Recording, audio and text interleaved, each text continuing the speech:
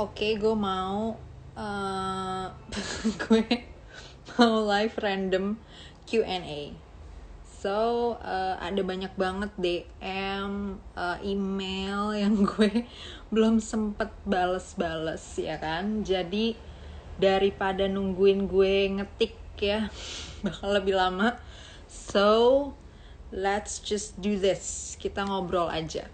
Jadi lu silahkan tanya. Oh iya, sebelum banyak yang bakal nanya soal konspirasi, daripada nanti yang lain-lain pada ikutan nanya juga, gue bakal kasih disclaimer dulu di awal untuk siapapun yang mau nanya tentang konspirasi or konspirasi related issue, tungguin di hari Kamis depan ya. Gue bakal ada live sama suatu lembaga, pokoknya nanti tungguin aja.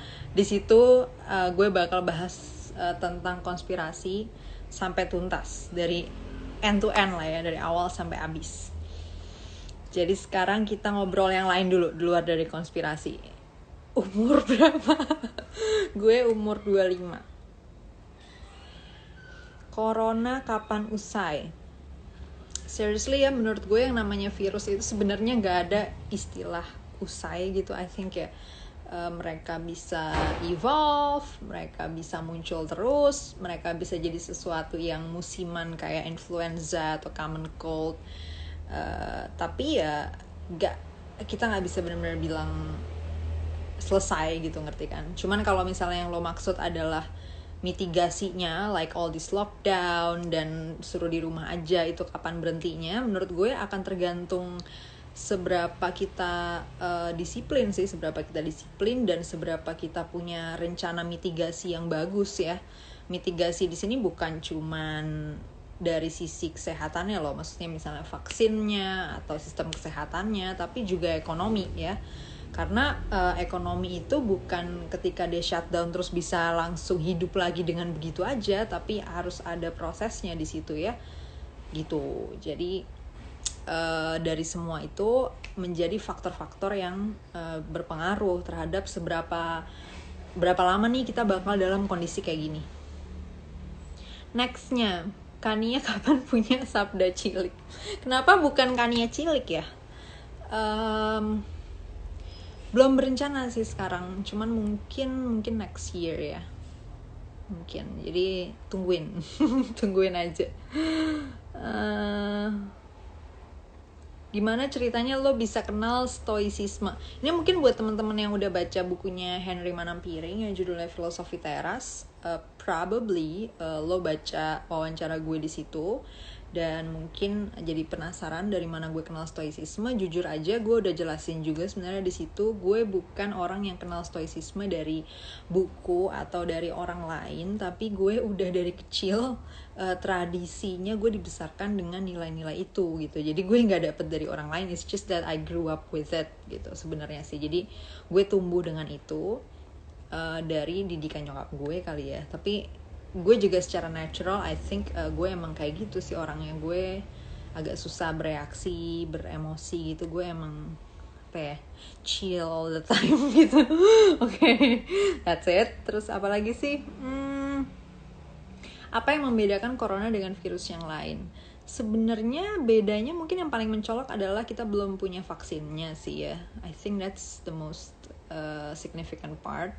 Terus yang lain, kalau corona yang spesifik sekarang, yang COVID-19, karena kita baru kenal ya, jadi data-data tentang dia tuh masih banyak yang abu-abu gitu ya, banyak yang belum ya simpang siur, masih belum reliable gitu. Jadi kita belum bisa benar-benar ngerti dia, sehingga kita masih susah untuk mengontrol dia juga gitu sih sebenarnya. Dan kebetulan dia juga salah satu virus yang paling gampang dan cepat menular, dan risiko kematiannya ada. Itu kali ya yang bikin dia jadi unik. Tapi yang lebih penting sebenarnya yang tadi yang paling signifikan, kita nggak punya vaksinnya. Jadi selama dia ada, dia terus menyebar, dan tadi ada risiko kematiannya, makanya jadi berbahaya. Oke, ada yang lain lagi. Rekomen buku buat belajar logical fallacy. Jujur aja logical fallacy gue nggak pelajarin dari buku ya. Pertama yang gue pelajarin dari buku mungkin lebih ke logikanya aja.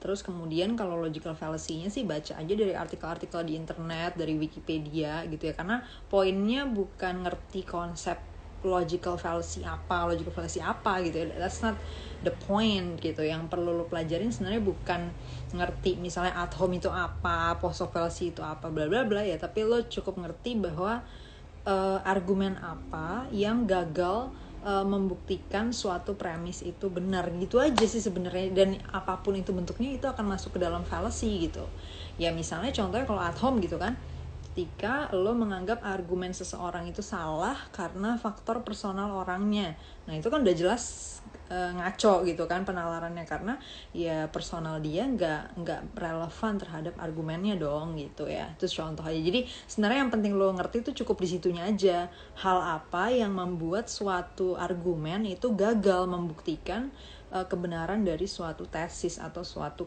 klaim atau suatu premis gitu ya.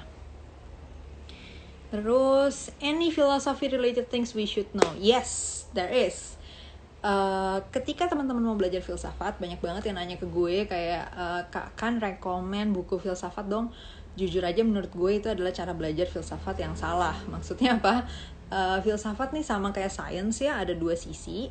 Filsafat sebagai wawasan, yaitu yang lo baca di buku-buku selama ini, misalnya Sartre, Nietzsche gitu ya. Siapa lagi sih, Hobbes, and then mungkin juga Marx gitu ya, terus Keynes dan lain sebagainya ya. All these names yang lo lihat di memes di social media, ini filsafat dari sisi wawasan.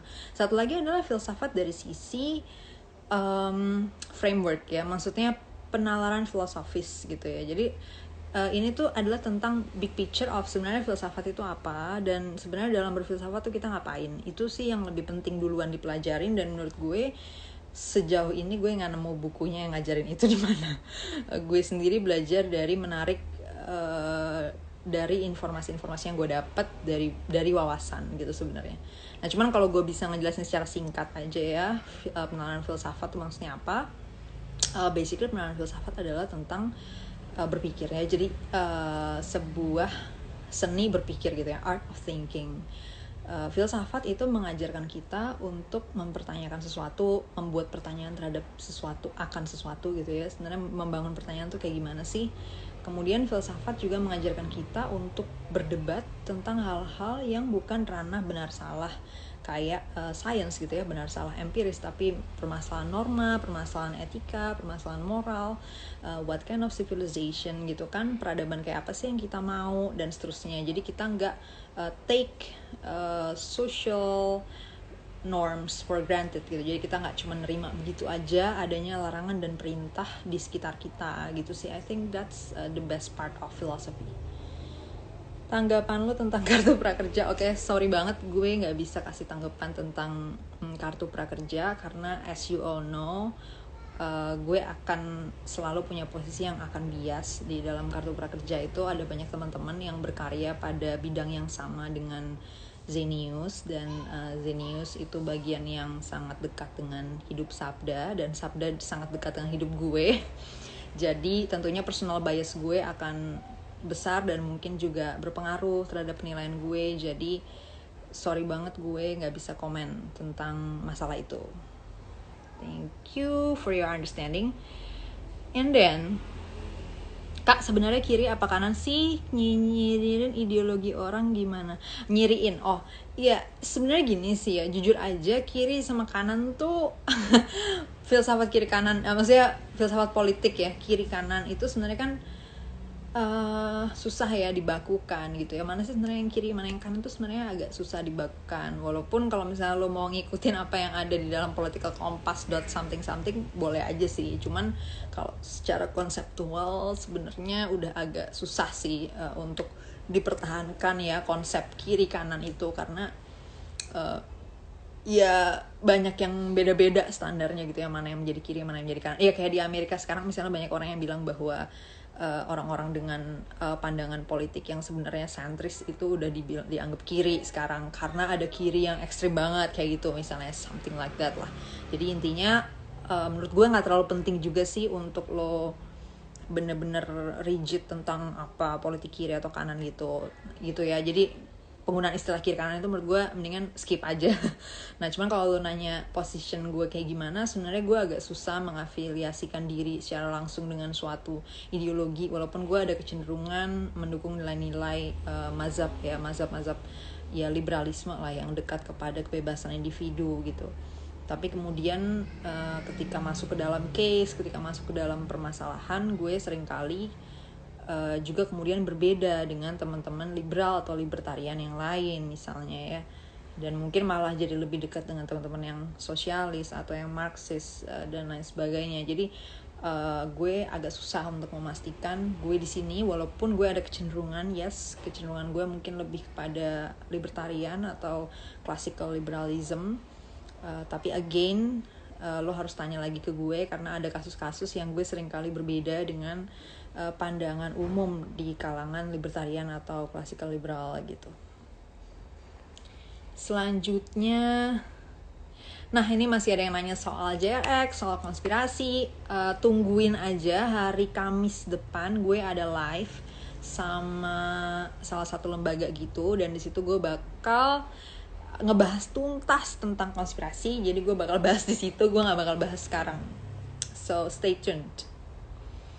Lanjut ke, udah pernah baca buku parenting? Belum. To be honest, belum. Kak, menurut kakak apakah RKUHP cuma pengalihan isu? RKUHP bukan pengalihan isu. RKUHP sudah dibahas sejak katanya sih 2 dekade lalu. Pokoknya udah lama banget pembahasannya sebenarnya gitu. Pokoknya udah, ya I think 2 dekade atau pokoknya udah lama ya, terus 1 dekade gitu. Pokoknya udah bertahun-tahun sebenarnya isu rancangan KUHP, revisi KUHP, karena memang KUHP kita tuh terhitung udah tua banget gitu, udah kuno banget, jadi mesti direvisi dalam untuk banyak hal.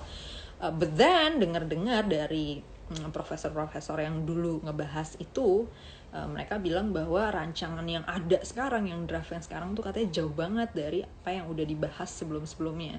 So draft yang sekarang ini gue nggak tahu mulai dibahasnya kapan dan diusung oleh siapa gitu ya, dan kapan gitu. Kania, kapan bahas topik mengenai LGBTQ di Indonesia?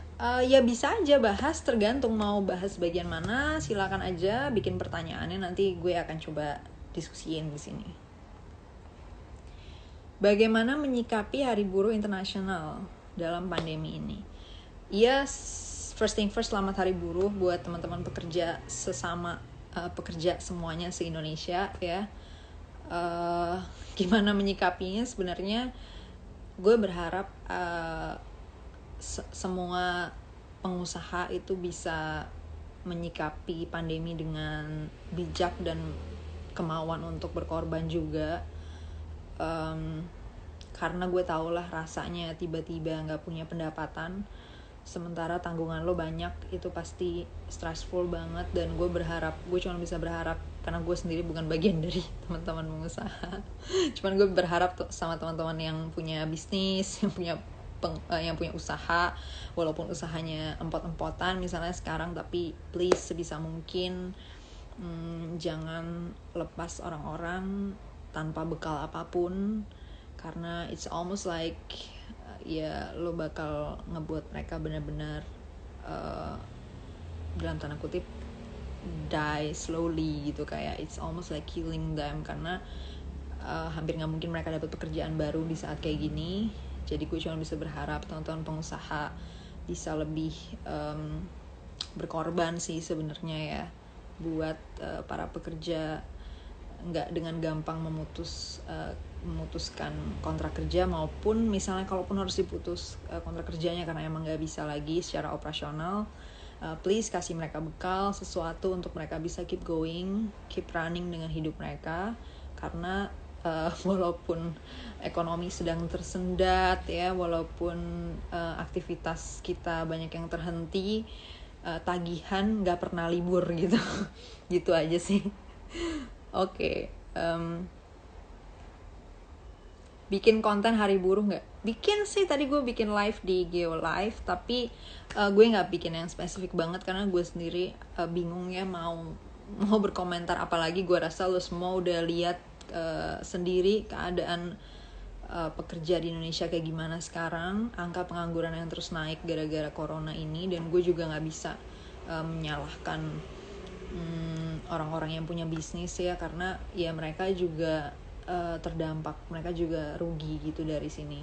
Ya gue cuma bisa berharap aja kita sama-sama bisa membangun iklim industri yang lebih sehat, yang lebih manusiawi, dan mengedepankan perlindungan pada hak-hak individu orang-orang.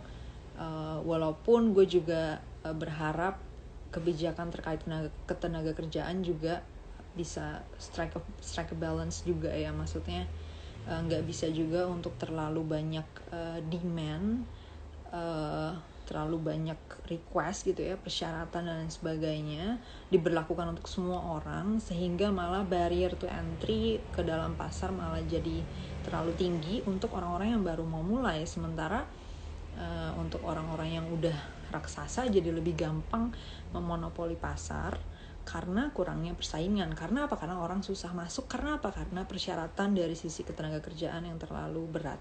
Misalnya ya, itu maksudnya gue juga nggak tahu, tapi kalau misalnya jadi sebisa mungkin dibuat optimal lah gitu ya, titik optimal gitu regulasinya. Opini mbaknya tentang sikap Jokowi dalam pandemi ini. Ya gue udah beberapa kali kayaknya ya ngomong juga ya dikit-dikit tentang itu. Gue cuma berharap sih pemerintahannya Pak Jokowi itu bisa lebih ajak gitu ya dalam bersikap gitu. Kayak dari kemarin gue ngerasa antara maju mundur gitu loh. Misalnya lo mau bikin lockdown, ya udah ayo dong lockdown gitu yang jelas gitu, jangan setengah-setengah gitu loh maksudnya.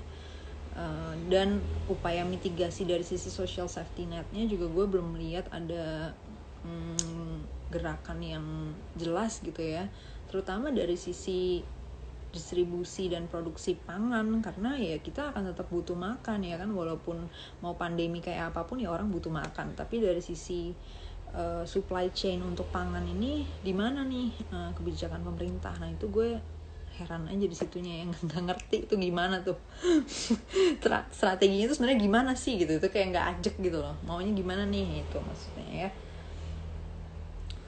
What simple things yang bisa bikin kakaknya ketawa lepas bahagia?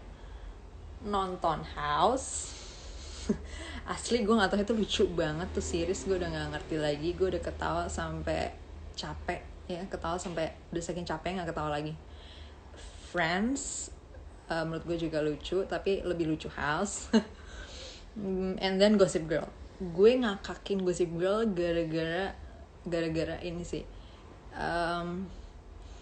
how stupid they are aja gak sih, kayak lo gemes gitu. Nggak tahu sih, kalau buat teman-teman yang belum nonton Gossip Girl silahkan nonton, lo pasti bakal ngakak banget lo ngelihat. Tapi gini sih, actually lo ngelihat berita-berita tentang Indonesia hampir sama sih dengan berita-berita di dalam Gossip Girl, yang kayak all the same absurd and ridiculous things aja gitu.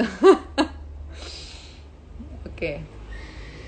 And then aku ngapain di sini? I don't know, watch pork. Lanjut ya. Apa Tami? Exactly apa, Bu? Exactly aja loh. Kakaknya sehat-sehat ya. Terima kasih. Ditunggu podcast barunya, Kak. Aduh, gila ya, gue udah diingetin mulu tentang podcast. Semoga aja gue bisa rekam segera. Ya. And then apalagi nih, gimana cara kita meminimalisir bias yang kita punya? Ya kita bisa sih kita menggunakan framework objektif aja sih ya. Kita meminimalisir bias dengan menggunakan framework objektif gitu ya, misalnya dengan scientific framework gitu kan, yang kita harus melihat bukti empirisnya kayak gimana.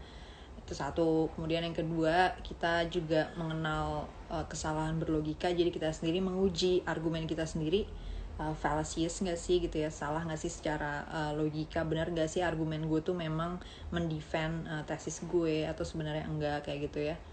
Terus yang ketiga, dengan mengenali kecenderungan alamiah kita juga, jadi natural state of mind gitu ya. Jadi otak kita udah punya kecenderungan bias apa aja sih. Nah itu udah banyak lah teman-teman yang sharing juga ya, misalnya kayak confirmation bias. Jadi ketika kita tahu ada bias itu, kita selalu ngecek lagi tuh kesimpulan kita hasil dari confirmation bias nggak sih, kayak gitu. Terus kemudian juga ya adalah bias macam-macam lah ya. Kayak cognitive biases ada banyak. Nah itu kita selalu menguji lagi kesimpulan kita, apakah hasil dari bias itu atau enggak, kayak gitu. Terus yang keempat ya sebenarnya selalu argue with yourself. Jadi jangan sampai lo nyampe ke satu kesimpulan tanpa melakukan pengujian terhadap kesimpulan itu. Jadi cuma sekali jalan brek langsung udah yakin banget gitu sama kesimpulan itu. Please try to question lagi gitu ya.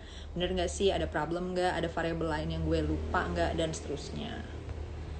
Gimana cara ini udah ya, tadi ini gue jawab. Ada saran nggak buat kaum rebahan ngisi waktu kosong? Menurut gue caranya adalah dengan nonton. Gue sih nonton mulu ya kerjaannya kalau lagi. Nggak, gini, gue adalah kaum rebahan yang udah rebahan dari dulu gitu. Kayak gue bisa skip so many things gara-gara gue pengen rebahan. Dan gue biasanya mengutamakan waktu rebahan dibandingkan waktu-waktu lainnya. Makanya gue bukan orang yang ambisius, yang a career woman who's like being discipline and all. Gue tuh sama sekali nggak kayak gitu, karena prioritas utama dalam hidup gue adalah untuk rebahan sambil mengisi pikiran gue dengan hiburan-hiburan yang ada di Netflix atau yang ada di YouTube gitu ya. Biasanya sih gue sama Sabda kayak sering nontonin random stuff aja sih, kayak misalnya ini sebenarnya kalau belakangan lagi sering banget si Sabda sih yang nunjukin video-video. Kayak gue kan banyak nggak ngerti fisika dasar gitu ya, karena gue waktu sekolah kayak gue skip aja fisika, I just didn't really care about it gitu. Sama geografi by the way. Terus jadi Sabda kayak nunjukin video tentang benua Eropa isinya negara apa aja sih, kayak something like that, fucking random stuff aja.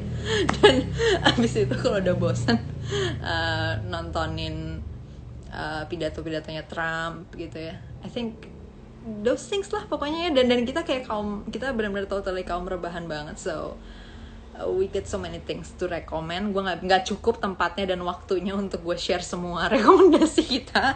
But anyway, just try to find random stuff on the internet or on Netflix or Prime Video, whichever.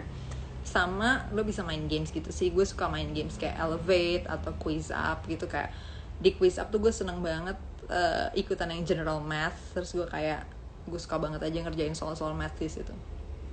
Basically just do what you like, that's it. Terus apalagi ya, rekomendasi buku dong. Kayaknya gue udah ngasih rekomendasi, bisa buka di highlight gue. Kalau nggak salah tulisannya reading list deh, ya reading list, inget gue, coba cek aja di highlight gue. Kan di Twitter kok tumben buat cuitan plesetan kocak. Emang gue biasanya bikin tweet apa sih? Iya, jadi gue tadi tiba-tiba aja kepikiran gitu ya, gara-gara ngeliat postingannya Gigi Hadid. Terus gue bikin postingan di Twitter, Gigi Hadid kalau nggak melakukan apapun jadi Gigi Hadid not. Sorry berisik banget ya kosan gue, karena depannya benar-benar jalan raya gitu. Ya, itu dia postingan gue. Dan terus gue jadi kepikiran juga, Kania kalau nggak bisa jadi cannot ya. That's it. Oh iya, pertanyaannya gue nggak jawab ya. Tumben. Yaudah nggak ada pertanyaannya kan. That's it. Menurut Kania, apakah corona ada hubungannya? Ini again soal konspirasi, tolong ditungguin ya, karena gue akan live di hari Kamis, so please stay tune. Di situ gue bakal bahas dari A sampai Z soal konspirasi ini, karena panjang banget dan banyak banget framework dan konsep dasar yang bakal gue jelasin untuk menyikapi masalah konspirasi. Kakaknya live berdua dong sama Kak Afu. Seriously gue aja nggak tahu ya, Afu jam segini bisa-bisanya santai-santai nontonin live gue, itu kayak jarang banget. Afu tuh workaholic dalam artian she loves her job very much. Dia kayak kerja 24 hours a day, I think. Pokoknya there's not a minute gue pernah ngobrol, misalnya gue pernah kayak mergokin Afu lagi doing nothing tuh kayak hampir nggak pernah gitu. Jadi Nanti kita lihat ya, apakah memungkinkan untuk gue live sama Afu in the middle of her hecticness. Society 5.0 akan lebih cepat atau lambat karena COVID. Menurut gue, supposedly gini, it's an option sebenarnya. Di setiap kali dunia mengalami sebuah masalah besar kayak COVID kayak gini ya, sebuah krisis, sebuah resesi atau kayak Great Depression ya dan lain sebagainya, ya termasuk perang dunia gitu kan, kayak fenomena-fenomena besar ya, setiap negara tuh selalu punya kesempatan untuk milih bakal jadi mundur jeblak nggak karu-karuan atau bakal maju 2 steps 3 steps ahead lebih cepat dari seharusnya kayak gitu. Jadi it's an option. Gue nggak bisa bilang untuk semuanya bakal lebih cepat jadi 5.0 atau lebih lambat, tapi semua negara punya pilihan itu. So that's why ekspektasi gue ke pemerintah adalah be bold gitu loh. Apa sih pilihan lo sebenarnya menghadapi ini? Karena pilihan itu yang menentukan apakah kita akan be 2 or 3 steps ahead atau kita bakal kejeblak mundur gak jelas gara-gara kita gak bisa mitigate situasi ini gitu. Tanggapan kalian soal konspirasi corona again? Konspirasi gue bakal live hari Kamis, tungguin aja. Nanti bakal diumumin kok di IG ya. Pokoknya gue mau urusan konspirasi dituntas di situ, jadi gue nggak bakal jelasin sekarang. Nextnya, please lebih banyak bincang nalar sama Kak Afu. Aku suka banget. That's it, Afu ya. Lagi-lagi Afu tuh susah banget waktunya. Dan gue sangat respect waktu-waktu lowong Afu yang sangat angka itu. Jadi gue biasanya gue sendiri juga suggest Afu untuk kalau ada waktu lowong, silahkan Fu relax gitu ya, gardening atau nonton film whatever, karena Afu di waktu-waktu sibuknya dia sangat sibuk. Jadi let's hope Afu punya waktu buat mampir lagi ke Bincang Nalar dan lo bisa kasih rekomendasi, by the way topiknya apaan ya. Lagi-lagi, apakah RKUHP hanya pengancam? Menurut gue enggak, karena tadi ya RKUHP itu udah dibahas lama banget sebelum ada isu apapun, jadi gak ada kepentingan untuk dia mengalihkan isu. Dan sekarang pun orang-orang yang memperjuangkan RKUHP itu ada di dalam parlemen dan terus mendorong itu, karena ada pasal-pasal di situ yang sebenarnya adalah sebuah perdebatan ideologis yang udah ada dari Indonesia berdiri ya, yaitu apakah Indonesia mau menjadi lebih apa ya sebutannya ya mau menjadi lebih menghormati ruang-ruang individu atau mau lebih mengintervensi ruang-ruang individu. Nah, perdebatan ini itu udah ada dari sejak founding fathers kita mau bikin NKRI gitu ya. Jadi ketika mereka mau bikin konsep NKRI itu kayak gimana tuh mereka udah debat soal ini gitu. Dan KUHP itu adalah wujud perdebatan itu di hari ini. Kalau lo lihat isinya, lo bisa tahu dengan sangat gampang bahwa itu adalah intinya pertentangan antara kelompok yang mau lebih menghormati ruang individu dengan kelompok yang mau lebih mengintervensi ruang individu. Silahkan pilih posisi lo. Kalau gue udah jelas yang mana, lo udah tahu. Oke, next. Halo kakaknya, halo semuanya yang bilang halo semuanya. Afu, meta filosofi, yes, that's the word ya. Tadi yang soal filsafat yang wawasan itu, yang perintilan yang tentang hope, slok, bla bla bla itu sama. Nah ini ya, meta filosofi. Jadi learning about philosophy itself gitu ya. Apa itu filsafat, apa itu penalaran filsafat, dan itu berguna banget buat everything, buat apapun, karena itu adalah bagian dari tools berpikir gitu. Jadi bisa membentuk pola pikir lo kayak gitu. Novel aja Kak, The Hitchhiker's Guide to the Galaxy. Gue nggak tahu itu novel apaan, gue nggak pernah. Oh ya, to be honest, gue nggak pernah baca. Gue nggak pernah baca fiksi kecuali I think satu sih, Golden Compass. That's it. That's the only fiction that I read. Oh sama ini sih, Sherlock. Yes, some Sherlock. And then Kania Kim Jong.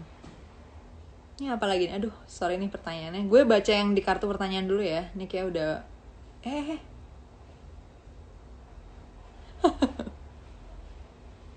ya.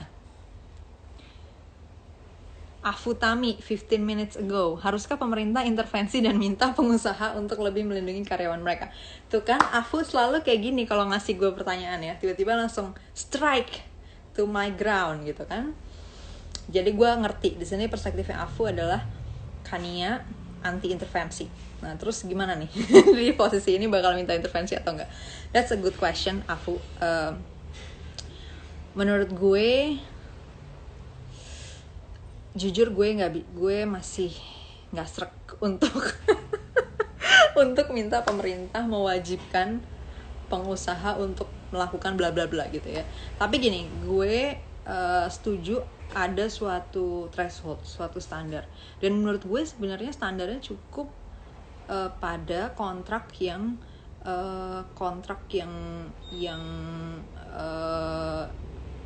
inform ya.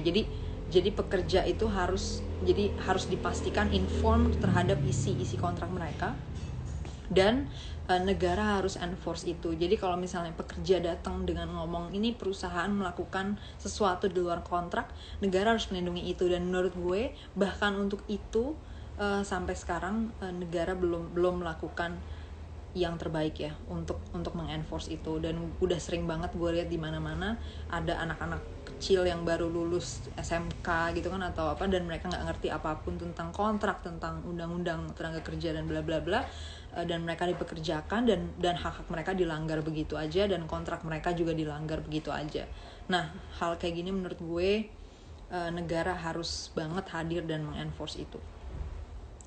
Kania, gimana tanggapannya soal pembatalan pemotongan uang kuliah oleh Menak? Gue nggak, emang ada ya? Sorry, gue belum tahu kasus itu. Yang lain ya. Maksud dari mengambil framework thinking itu gimana? Oh iya, ini kayaknya pertanyaan yang udah sering ditanyain ya. Gue sering ngomong soalnya kalau misalnya lu belajar evolusi itu lu bukan cuman belajar knowledge-nya again, lu bukan cuman belajar tentang evolusi nih, random mutation, non random selection, bla bla bla, tapi lu juga menggunakan evolusi sebagai framework. Nah, now pertanyaannya adalah maksudnya apa sih kan gitu ya, maksudnya pakai sebagai framework. Maksudnya gini, jadi ketika gue belajar misalnya ya tentang evolusi misalnya, dengan lo mengetahui fakta bahwa organisme itu mengalami mutasi random dan terjadinya adanya seleksi non random gitu kan. Nah dengan begitu lo tahu bahwa ada faktor yang namanya selection pressure berarti di dalam kehidupan organisme, terutama mungkin kalau kita ya fokusnya ke manusia aja kali ya, nggak usah mikirin dulu hidupnya kecoa sama yang lain-lain ya, hidup kita aja dulu gitu kan.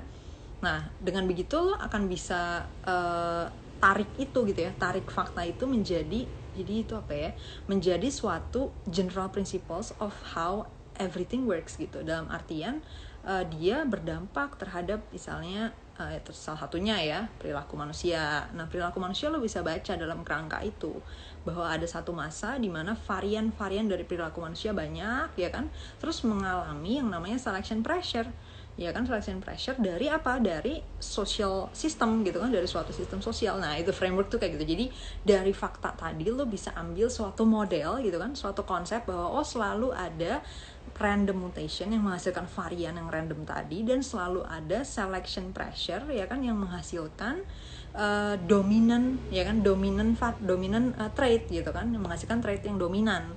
Ribet ya pokoknya itu salah satu contoh. Mungkin yang lebih gampang adalah ekonomi kali ya. Kalau misalnya lo belajar ekonomi dulu di sekolah, mungkin lo belajar ekonomi adalah sebagai bagian dari tentang uang ya, tentang sistem moneter, tentang fiskal, bla bla bla. Tapi kalau lo belajar ekonomi sebagai framework, lo akan melihat bagaimana ekonomi bisa lo pakai untuk memahami decision making ya. Misalnya lo bisa lihat bahwa kenapa sih kira-kira orang ya jadi gini, dalam ekonomi lo tahu ada sistem, ada konsep supply demand yang memengaruhi value ya, yang memengaruhi harga ya kan. Nah tapi supply demand ini dipengaruhi oleh value gitu kan. Apa yang orang lihat menjadi value dari suatu barang itu dia menjadi demand kayak gitu. Nah terus nanti menghasilkan mempengaruhi harga dan seterusnya. Nah ini kemudian lo bisa pakai untuk membaca hal-hal lain gitu, termasuk misalnya contoh aja ya, misalnya pemilu ya kan. Mungkin kalau dalam ilmu ekonomi yang dikenal pada umumnya pemilu itu bukan bagian dari ilmu ekonomi gitu kan, pemilu itu bagian dari ilmu politik. Nah tapi kalau lo memakai framework ekonomi untuk membaca pemilu, maka the way you understand money politics ya, politik uang adalah harga dari suara orang itu memang dihargai dengan misalnya 20.000 atau 50.000 atau berapapun itu. Dan itu artinya harga dari demokrasi yang dimana orang bilang otonomi untuk memilih bla bla bla itu di bawah dari nilai 20.000 atau 50.000 itu. Ngerti gak sih? Ribet ya. emang ribet banget sih. But anyway gini, gue agak susah menjelaskannya dengan waktu singkat ya. Cuman gue harap dengan gue briefly ngejelasin kayak gini, you're intrigued, lo bisa tertarik untuk mulai mempelajari framework ya. Jadi memakai suatu ilmu, menarik general principles dari suatu ilmu untuk menjadikan dia framework, membaca berbagai macam isu lainnya yang sebenarnya di luar dari domain wawasan atau ilmu dia gitu sebenarnya. Oke. Daripada gue semakin ribet, mendingan gue coba cari pertanyaan yang lebih simple dulu ya.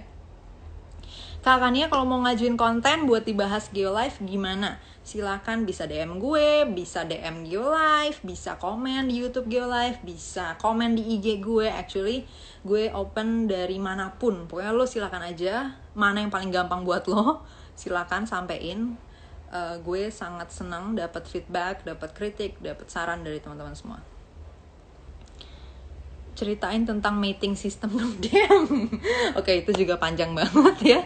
Mating system itu maksudnya mungkin mating game kali ya, tapi itu harus dari evolusi dulu baru ke situ. Jadi gimana kalau nanti kapan-kapan gue bikin live IG yang spesifik bahas evolusi aja gimana, karena itu sendiri aja panjang banget ya. Oke, next dulu. Again, isu konspirasi bakal gue bahas hari Kamis. And then kegiatan apa aja selama social distancing dan WFH.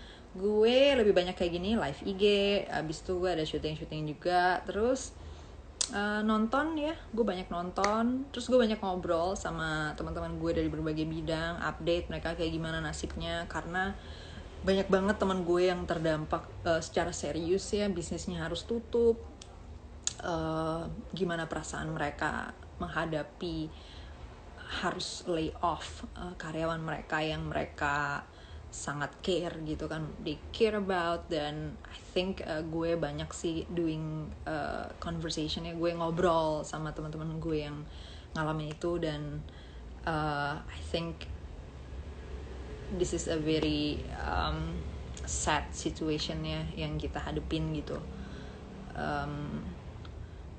Dan menurut gue sangat gak pantas sih ketika di saat kayak gini ada orang-orang yang kayak ya nganggep sepele, terus ngerti gak sih kayak bilang kalau this is nothing and bla bla bla, kalau kita berlebihan gini-gini. But enggak, we're not berlebihan, situasinya emang kayak gitu dan dampaknya juga serius gitu loh, kayak gitu sih sebenarnya ya. Gue jadi emosional ya. But anyway, okay, let's move on. Apakah bencana yang terjadi sekarang karena Sunda Empire ditahan? Damn, that's mind blowing. Pin in aja live tentang konspirasi hari Kamis biar nggak ada yang nanya-nanya lagi kan. Oh iya, sure. Soal konspirasi gue ketik ya, so doang. wait. Soal konspirasi, tungguin live-nya hari Kamis ya.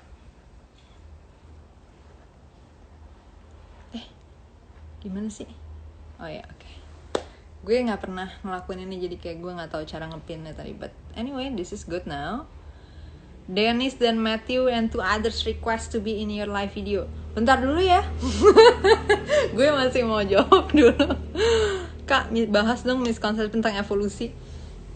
Tentang evolusi, gue pengen bikin satu session live khusus aja, bukan cuman miskonsepsinya, tapi let's just talk about it. Ayo kita bahas dari nol gitu ya. Tapi dasar-dasar aja by the way. Kalau yang advance gue mesti panggil pakar-pakarnya dulu ya, pakar biologi dan lain sebagainya. Ini lebih ke prinsip dasar aja tentang evolusi. We can talk about it. Terus apa lagi nih ya?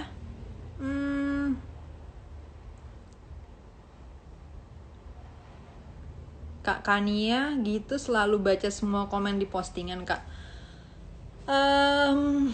Tergantung sih ya, kalau komennya berapa banyak gitu. Biasanya sih gue kalau di YouTube kalau udah lebih dari 100 gitu kayak gue udah gak baca lagi. Gue udah gak kuat bacanya. Cuman kalau misalnya baru di bawah 100 biasanya gue bacain sih satu-satu. Sama biasanya gue juga kayak kalau lagi skimming gitu, kalau emang penting banget biasanya gue pasti baca sih, terutama kalau teman-teman ngasih feedback panjang gitu ya, biasanya gue pasti baca isinya gitu. Bentar nih. Wow, Mbak sebentar jangan udahan dulu. Iya tenang. Ini belum udahan kok, tenang. Kak kasih saran literatur dasar dong. Literatur dasarnya tergantung ya bidang apa ya. Kupas dikit dong tentang ekonomi kapitalis. Oke, this is very interesting. Kapitalisme itu intinya adalah sistem perdagangan yang kita pakai sekarang gitu ya. Kapitalisme itu intinya ya bisnis gitu. That's the whole point of kapitalisme. Terus orang-orang kayak lucu banget gitu, dia sendiri berbisnis, terus dia sendiri bilang anti kapitalism. Itu so funny ya. Karena kapitalisme itu ya intinya bisnis kayak yang kita lakukan di sistem ekonomi sekarang gitu. Whatever you're doing, lo jualan all shop, lo kerja di suatu restoran, everything itu yang ada di sistem ekonomi sekarang adalah kapitalisme gitu. Dan kalau ditanya siapa sih itu kapitalis, ya kapitalis itu ya pengusaha gitu ya. Rachel V-nya itu kapitalis gitu kan, Karin Novilda kapitalis, Ando Vida Lopez kapitalis, MLI kapitalis, orang-orang dalam MLI ya, Tretan Muslim, Coki Pardede, Sabda PS itu kapitalis. Gue bukan. gue pekerja. Sorry.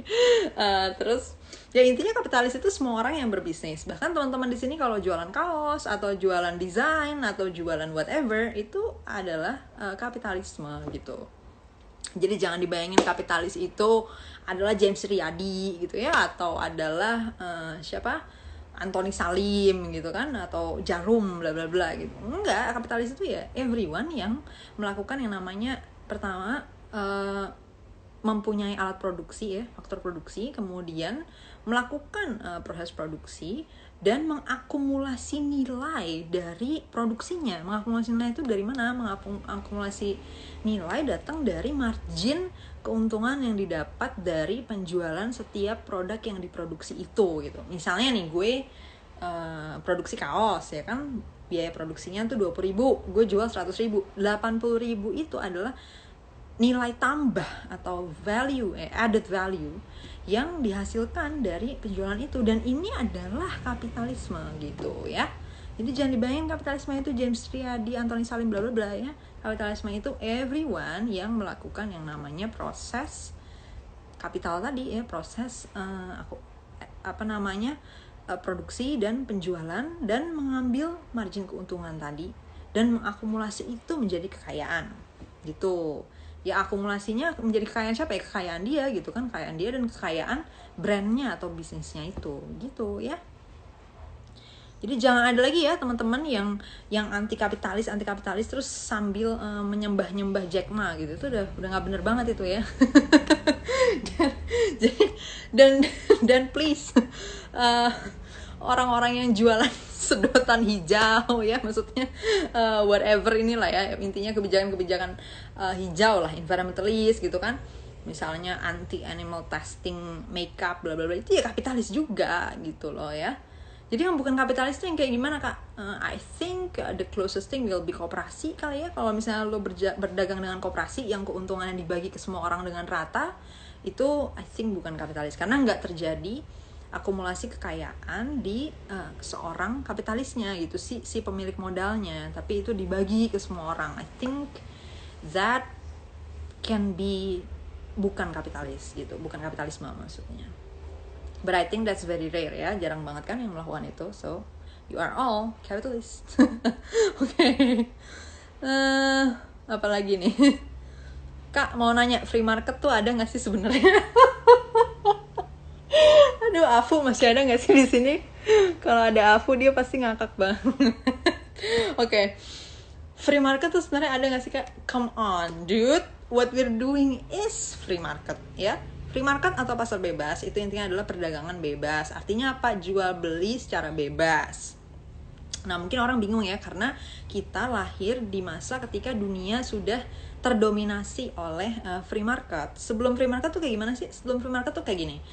Bisa aja ya ada beberapa alternatif, but one of the alternative adalah misalnya gue pemerintah gitu ya, gue presiden nih. Nah, gue yang mengatur nih perdagangan. Jadi lo nggak bisa jual beli barang secara bebas. Gue mengatur lo harus jual apa, dengan harga berapa, gitu ya, dan berapa banyak gitu. Jadi gue yang ngatur, tapi lo produksi. Nah, contoh kayak gini terjadi kapan sih? Misalnya kalau di Indonesia, ya mungkin sekarang ya enggak lah ya, mungkin yang lebih pas mungkin pada saat kita lagi di dalam pemerintahannya kolonial gitu kan. Nah, mereka kan biasanya ngatur ya, petani mesti produksi apa, ya kan, barang pangannya mesti diproduksi apa, berapa banyak, dan harganya juga mereka ngatur. Nah, itu kan bukan perdagangan bebas, ngerti nggak? Artinya lo nggak boleh jual apa aja secara bebas dengan harga berapa secara bebas. Nah, yang sekarang kita alami dalam hidup kita sekarang adalah pasar bebas, adalah free market. Kenapa? Karena lo bisa jual barang, terserah barangnya apa, terserah harganya berapa, dan gue bisa beli barang, terserah barang apa, dengan harga sesuai dengan yang ditawarkan oleh si penjualnya. Kayak gitu, basically that's free market.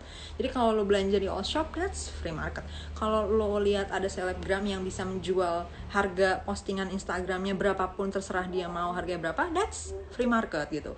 Yang dilakukan oleh Kendall Jenner, Kylie Jenner, orang-orang yang bikin makeup, yang bikin skincare, yang bikin all these things, ya kan, sepatu, Kemal yang baru aja sold out sepatunya, that's free market gitu. Kemal bisa bikin sepatunya sendiri, jual sepatunya dengan harga yang dia mau ke orang-orang yang mau beli sepatunya secara bebas, tanpa harus tanya ke negara gue harus bikin sepatu apa dan berapa banyak dan harganya berapa, kayak gitu contohnya ya.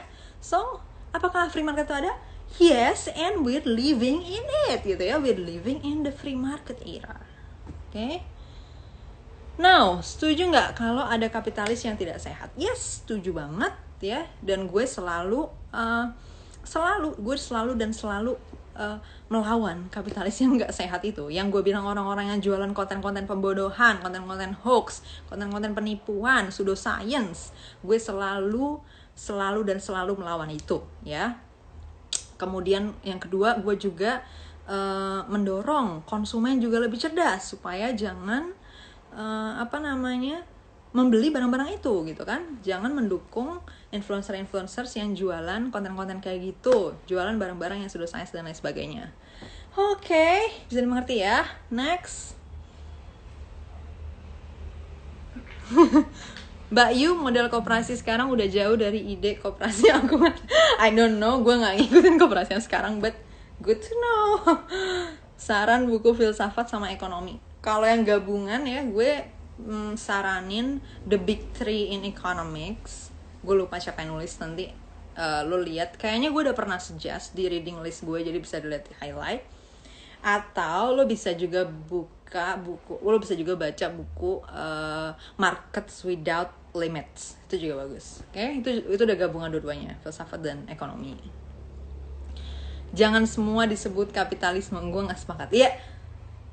Iya semua kecuali yang bukan. Maksud gue mostly biasanya orang di sini ngira bukan, padahal itu juga kapitalisme juga gitu ya. Saran buku yang wajib dibaca dong buat seorang libertarian. Gue enggak menjadi libertarian atau berkecenderungan libertarian dari hasil baca buku. Jadi gue nggak tahu buku apa yang bisa bikin orang jadi libertarian or harus dibaca sama libertarian. So yeah, I cannot answer to that. Nanya pasar bebas segitu saham dan bursa efek jalan terus.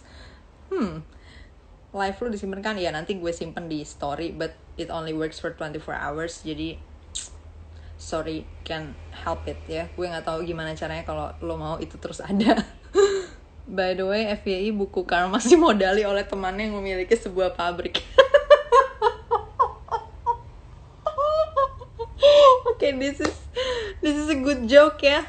Anto Robert, thank you. Lanjut. Tanggapan soal stigma yang melekat tentang libertarian. Menurut gue stigma itu ada buat semua kelompok ya. Buat kelompok Marxis ada stigma, kelompok sosialis ada stigma, libertarian juga ada stigma. Dan itu dia kenapa gue selalu bilang gue agak susah kalau gue mengafiliasikan diri pada suatu label. Terus padahal argumen gue kadang-kadang gak selalu cocok sama pandangan umum yang dianggap menjadi pandangan kelompok itu. Terutama kalau sumber argumennya itu dari orang-orang Amerika ya. orang-orang Amerika yang orang-orang liberal Amerika itu sangat berbeda dengan prinsip liberal yang gue pakai. Orang-orang libertarian Amerika juga banyak yang nyamber antara libertarian sama konservatif religiusnya Amerika yang gue sangat obviously nggak nyambung ya. Jadi all those labels dan stigma yang datang dari kelompok-kelompok libertarian atau liberal itu biasanya umumnya datangnya dari liberal dan libertarian yang ada di Amerika yang sangat berbeda dengan pandangan gue gitu. Misalnya siapa sih, name it, Ben Shapiro, totally no. Siapa lagi sih, Candace Owen, no. Jadi kayak gue banyak gak cocok sama so-called libertarians dari Amerika gitu. Jadi makanya gue selalu minta kalau lo mau debat gue atau berargumen menyanggah gue, please kutip dulu argumen gue dan make sure itu emang argumen gue, bukan argumennya si Ben Shapiro atau Candace Owen or whatever itu yang gue nggak cocok gitu ya. What do you think about UBI? Gue mendukung UBI dan it doesn't reform capitalism. Kenapa? Karena yang providing itu still the capitalism machine gitu. That's it. Oke, Kak, konten keliling sekolah masih iya, gue sebenarnya harusnya ada bulan ini, but then there's corona, jadinya gue nggak bisa mampir. So tungguin habis corona selesai, hopefully I can do that.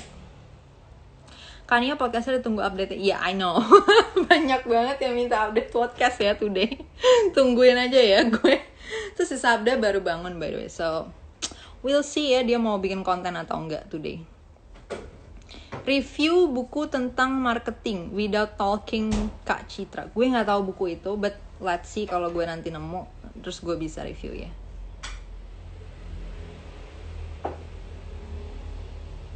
Loh, apaan sih? Oke, let's see. Ada request untuk muncul di live gue. At them.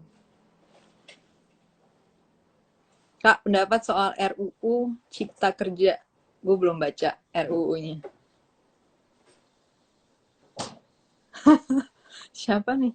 Kak, kan filsafat dan sains hubungannya apa? Oke, gue jawab dulu ya nih, postpone human. Ya, filsafat dan sains hubungannya apa? Jadi gini, filsafat itu kan tadi gue udah bilang ya, walaupun gue nggak jelasin total banget sih, but anyway gue udah bilang bahwa filsafat itu basically art of thinking ya. Dia adalah suatu metode paling awal yang kita temukan yang membantu kita bisa mikir gitu. That's first thing first ya. Nah biasanya pemikirannya tuh revolves around ini apa, ini kenapa, ini gimana gitu ya. But sebelum adanya metodologi modern science di mana kita bisa mengenal pembuktian, gimana caranya mencari pembuktian, gimana caranya membuktikan sesuatu dan lain sebagainya. Filsafat tuh membantu kita untuk nebak-nebak gitu ya, nebak-nebak nih kita penjelasannya apa sih gitu. Jadi memang ada argumen-argumen dari filsafat yang udah terbukti salah ketika kita udah kenal modern science dan mengenal metode pembuktian gitu kan, terus akhirnya terbukti salah kayak gitu. Tapi ada juga ranah filsafat yang bukan ranah pembuktian empiris yang bisa dijawab oleh sains, yaitu bagian filsafat politik, filsafat ekonomi, filsafat moral, dan lain sebagainya ini gitu. Ini tetap menjadi ranah filsafat karena bukan ranah benar salah, nggak ada pembuktiannya di dalam realita gitu. Ini hanya preferensi gitu ya. Nah, gue sekalian ngomong di sini ya. Sering banget gue dengar orang ngomong kayak, tuh dia tuh nggak bermoral gitu kan. Nah, padahal moral ini tuh adalah preferensi gitu. Hitler juga punya moral, ya moralnya dia gitu. Moral itu maksudnya adalah benar salah, baik buruk ya, sorry. Bukan benar salah, tapi baik buruk ya. Moral itu adalah tentang konsep tentang apa yang baik dan apa yang buruk. Dan ini semua orang tentunya punya gitu. Walaupun berbeda ya. Jadi apa yang gue anggap baik bisa jadi dianggap buruk oleh Hitler. Apa yang dianggap baik oleh Hitler, gue anggap buruk kayak gitu. Tapi kita sama-sama punya preferensi apa yang baik dan apa yang buruk, dan itulah moral, dan itulah yang kita bisa pakai, kita bisa dekati dengan penalaran filosofis gitu. Jadi kita bisa mempertanyakan peradaban kayak apa sih yang ideal gitu ya, bangsa tuh seharusnya bagaimana, manusia tuh seharusnya bagaimana sih perilakunya, hidupnya. Nah itu nilai-nilai ya, norma-norma itu ranah filsafat gitu. Oh, tadi kayaknya susah tuh ya, ininya ya, apa namanya, kameranya ya. Oke, let's pick another one then. Di sini udah ada beberapa yang request. Oke, semakin banyak, but let's try. One of them. Oke, apakah filsafat selalu tentang pembahasan etis? Enggak, sebenarnya filsafat enggak selalu tentang pembahasan etis. Filsafat juga pembahasan ilmu. Filsafat bisa mempertanyakan apa sih yang menjadi ilmu, apa sih yang enggak gitu ya. Hai, siapa yang lagi live sama gue? Coba dong kenalin diri. Halo? Oke, Ilyas. Ilyas ya? Iya, Iya, iya. iya, maksud gue, sorry, gue mau jawab dulu Rafael Naufal ya. Filsafat bukan menebak-nebak. Iya, maksudnya menebak-nebak dalam artian mencoba menalar itu apa, atau suatu fenomena itu apa, suatu fenomena itu kenapa, suatu fenomena itu gimana, dan lain sebagainya.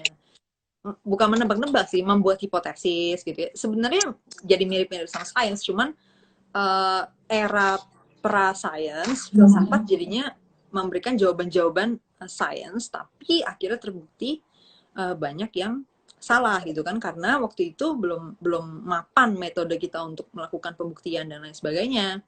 Sementara setelah adanya modern science, kita jadi kenal bagaimana caranya membuktikan suatu penjelasan itu valid kayak gitu. Nah, makanya akhirnya filsafat semakin ke sini adalah semakin ke arah moral, etika, pendekatan politik ya, sistem politik, sistem ekonomi, karena ini semua kan adalah fiksi. Jadi dalam artian adalah sistem yang kita bikin sendiri, jadi kita bisa selalu memperdebatkan apakah sistemnya itu baik kayak gitu. Ini kenapa jadi room tour ya? Aduh. Nggak kelihatan nih. Apa nih?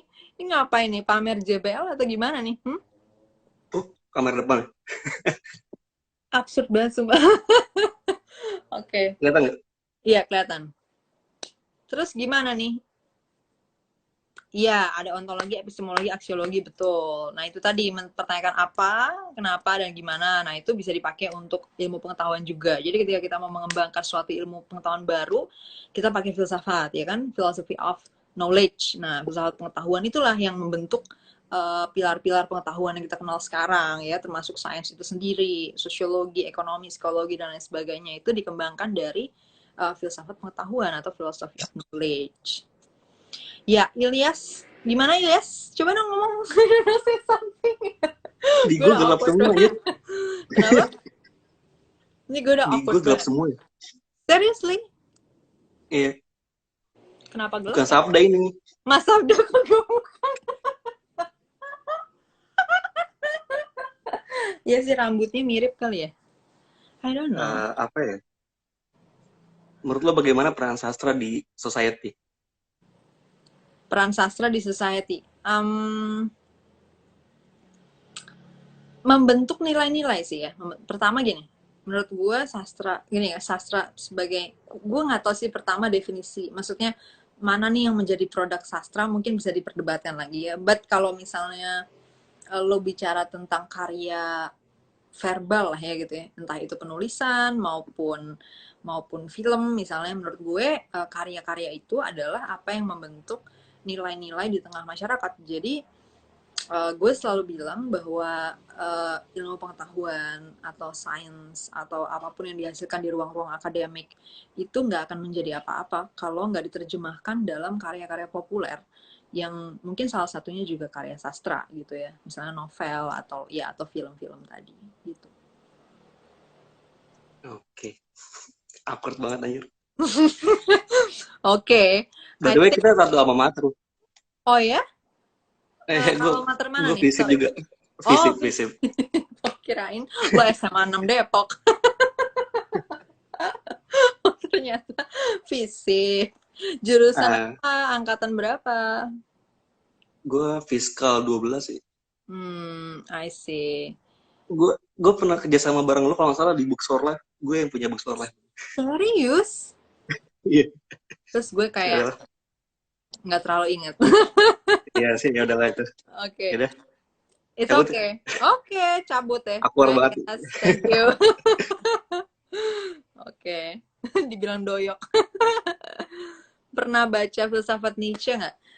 Sabda katanya suka banget filsafat Nietzsche, gue nggak pernah baca, tapi kata dia gue harus baca tapi belum.